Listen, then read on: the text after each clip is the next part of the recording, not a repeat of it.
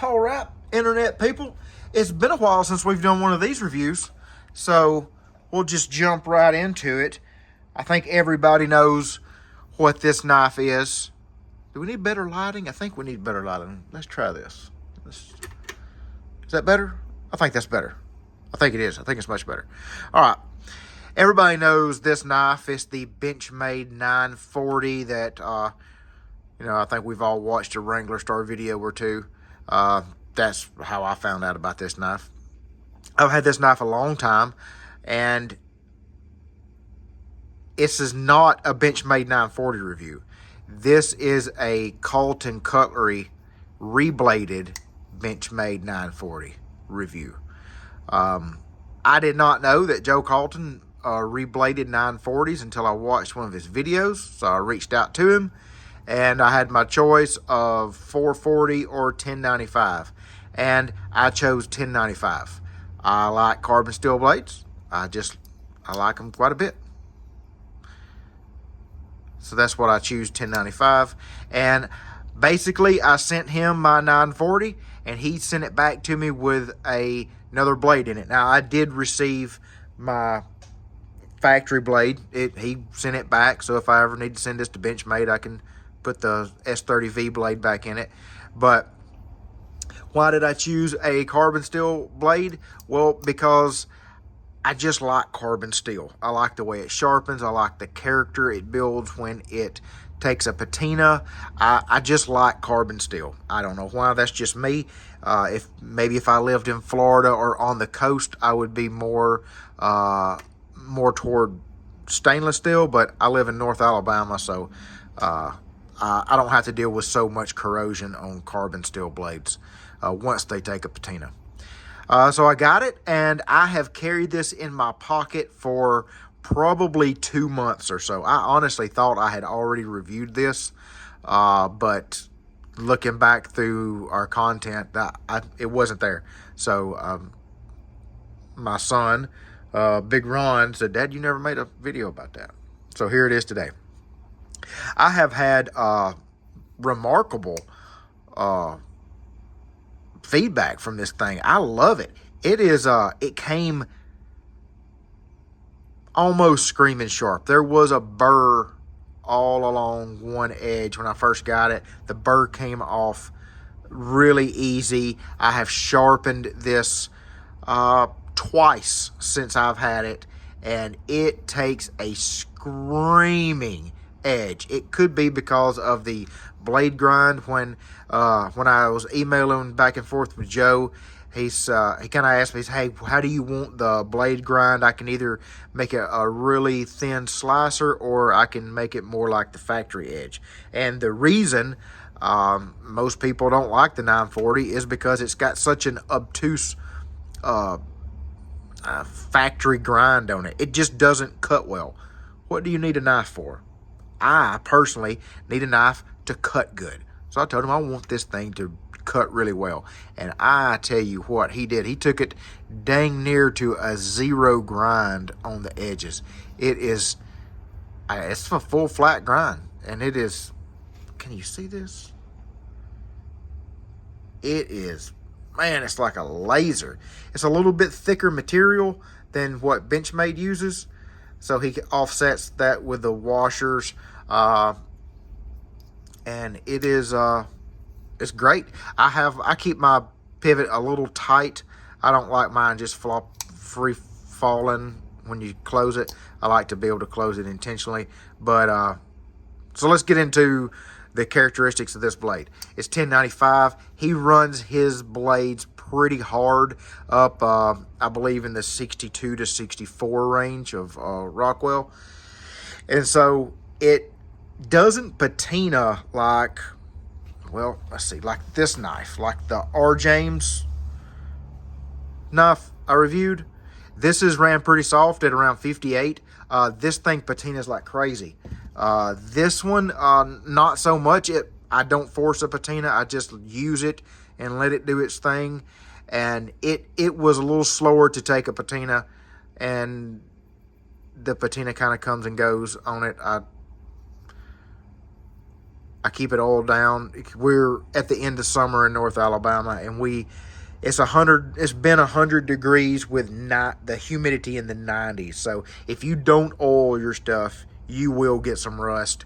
I haven't got any pits, just a little speckling, just some surface. Nothing. If you use it, it'll go away. It'll go away when you sharpen it.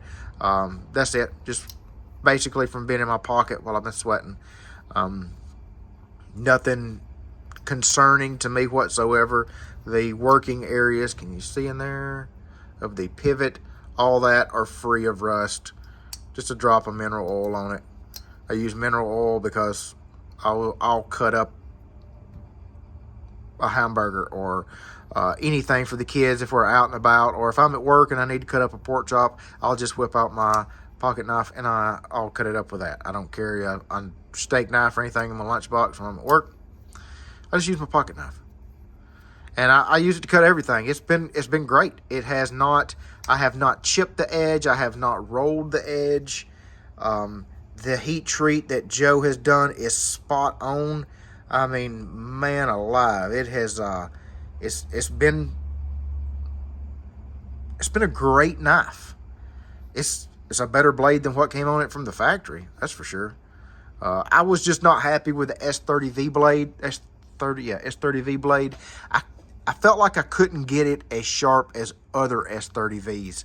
I don't know if the heat treat was off on it. I could have sent it back to Benchmade and have them look at it, but for $100, I get this blade and my factory blade back, and he ships it back to me. That's not a bad deal at all, and it's carbon steel. So what's not to like? For me, anyway. If you live in Florida on the coast, you might want to opt for the 440 version, but man, it's great. I get a super thin edge, and yeah, no complaints by me. So if you haven't heard of him, it's Joe Calton with Calton Cutlery. Super nice guy to work with, very nice. Good communications.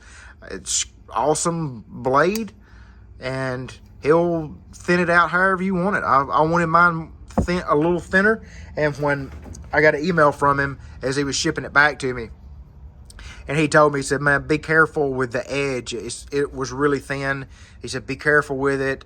You might have to play around with it. And he told me to give it 2 weeks before I tighten the pivot down. That way the washers can set and do their thing. But it'll flick open if you want it to. I keep mine pretty tight. I kept my pivot pretty tight on the factory blade. But if I do my part, you can flick it open. It's not a problem. You can close it like that. It's not so tight. I just have mine set the way I like it.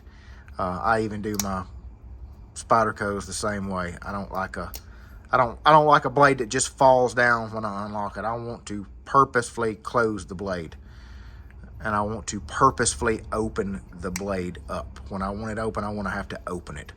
I don't want a knife that'll just, if I just barely touch it, it'll just fly out. No, I want to be able to open the knife when I want it open, and I want it to shut. But I've had this knife for a very long time. As you can probably tell, it's got a decent amount of wear, all just normal wear from carrying the knife. So I guess in short, if you want a different blade on your 940, hit up Joe Calton with Calton Cutlery. Super nice guy. I think he's pretty famous for doing a 10-year review on this particular knife. He's an awesome guy.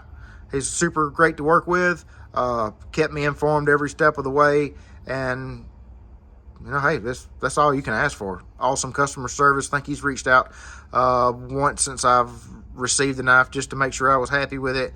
And yeah, so there you go. Check him out. He puts out some awesome sharpening videos, some interesting videos. I subscribe to his channel, and I don't know if he'll ever see this, but if he does, put something in the comments, Joe. Anyway, there you go. If you want a different blade for your 940, hit up Joe Calton. Is his maker mark right there? Yeah. Calton cutlery. Shot of that awesome patina that's on there. This light really doesn't do this justice. It is all kind of different colors. There's purples and blues and like gold hues in that blade. Pretty awesome in natural sunlight. I like it a lot. And it, man, it just cuts. It cuts like a laser. This thing eats up cardboard like you would not believe. Awesome. Anyway, we'll see how it does this fall when me and Big Ron go hunting. I'm sure it'll do awesome.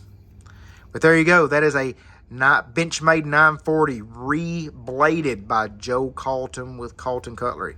And so if you're looking to have yours rebladed, that's the man I would